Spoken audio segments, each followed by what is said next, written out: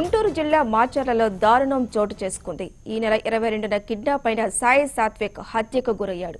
నిన్న మాచర్ల నెహ్రూ నగర్లో కిడ్నాప్ కు గురైనట్లు సీసీ ఫుటేజీలో పోలీసులు గుర్తించారు. సాయి సాత్విక్ ని గుర్తు తెలియని వ్యక్తులు చంపి క్వారీలో పడేశారు.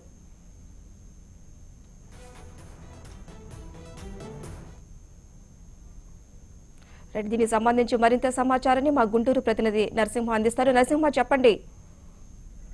గుంటూరు జిల్లా మాచర్ల పట్టణంలో దారుణం చోటు చేసుకుని ఇందులో మనం చెప్పుకుంటే కూడా ఈ నెల 22న సిద్ధు సాత్విక్ అనే ఒక బాలుని కిడ్నాప్ గురి చేశారు. ఈ కిడ్నాప్ చేసినటువంటి దుండగులు చేసినట్టు కూడా గుర్తించారు పోలీసులు. అయితే నిన్న మాచర్ల పోలీసులు ఎవరైతే ఉన్నారో కిడ్నాప్ గురైనటువంటి సిద్ధు సాయి సాత్విక్ ని విచారణ భాగంగా నిన్న మాచర్ల రైల్వే స్టేషన్ లో సీసీ ఫుటేజ్ ని పోలీసులు ఆచరించడం జరిగింది. అంతే కూడా సీసీ ఫుటేజ్ ని గుర్తించారు. అయితే ఈ సీసీ ఫుటేజ్ గుర్తించినటువంటి పోలీసులు మాచర్ల పట్టణంతో పాటు ఇతర జిల్లాలకు కూడా ఎవరైతే ఉన్నారో ఈ దుండగుడు కనపడినా సరే, లేకపోతే ఈ సిద్ధు సాత్విక్ కనపడినా సరే తమకు సమాచారం ఇవ్వాలంటే మాచర్ల పట్టణం చెందినటువంటి ఎస్ఐ గాని, దుర్గి ఎస్ఐ గాని, మాచర్ల సిఐ గాని 3 కాంటాక్ట్ నంబర్లు కూడా ఇవ్వడం జరిగింది. అంతేకాకుండా కూడా ఎవరైతే ఉన్నారో సిద్ధు సాయి సాత్విక్ ఇలా నానా వెంకటేశ్వర నాయక్ దుర్గి మండలం కల్లకుంట్లో, వెల్దుర్తి మండలం కల్లకుంట్లో మోడల్ స్కూల్లో టీచర్ గా కూడా పనిచేస్తున్నాడు.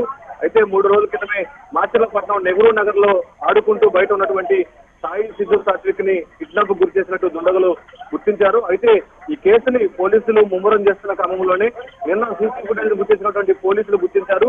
దుండగులను పట్టుకునేందుకు ప్రయత్నాలు చేస్తున్నారు. కానీ ఈ రోజు చూసేసరికి ఎవరైతే ఉన్నారో సిద్ధు సాయి సాత్విక్ ని చంపేసి ఒక క్వారీలో పడేసినట్టు కూడా పోలీసులు గుర్తించారు. ప్రస్తుతం అయితే ఆ సిద్ధు సాయి సాత్విక్ ని ఎవరు కిడ్నాప్ చేశారు, ఎందుకు కిడ్నాప్ చేస్తుంటారు, వీళ్ళ మధ్య ఉన్న కుటుంబ వివాదాలు ఉన్నాయా అనే కోణంలో కూడా పోలీసులు దర్యాప్తు చేస్తారు. ప్రస్తుతం మాత్రం సంఘటనా స్థలం దగ్గర బాలుడి యొక్క తల్లిదండ్రులు కన్నీరు మున్నీరు అవుతున్నారు. వీళ్ళ బోర్డును విలపిస్తున్నట్టు మనం చెప్పవచ్చు.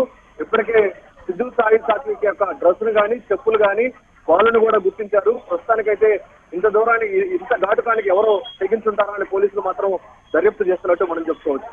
Right, thank you Narasimha.